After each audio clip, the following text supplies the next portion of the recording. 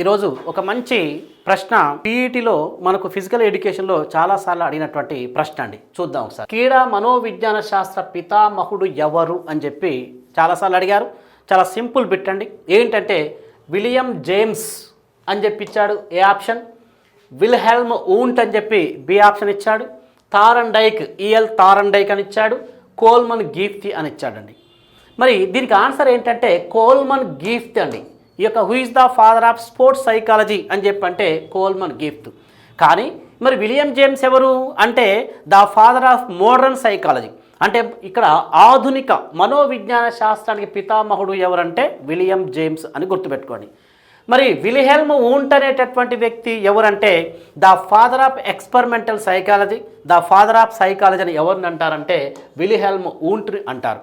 మరి Thorndike EL Thorndike ఎవరంటే the father of educational psychology, విద్యా మనోవిజ్ఞాన శాస్త్ర పితామహుడు ఎవరని అడిగితే థారండైక్ అని పెట్టండి.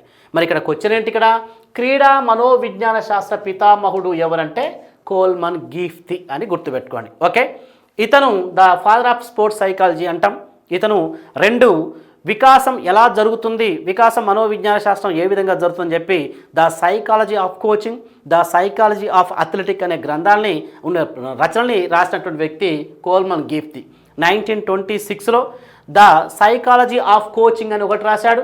1928లో the psychology of sports athletic అని చెప్పి ద సైకాలజీ ఆఫ్ అథ్లెటిక్స్ అని చెప్పి ఈ యొక్క రెండు గ్రంథాలు రాసిన వ్యక్తి కోల్మన్ గీఫ్తి, ఇల్లినాయిస్ యూనివర్సిటీకి సంబంధించినటువంటి వ్యక్తి.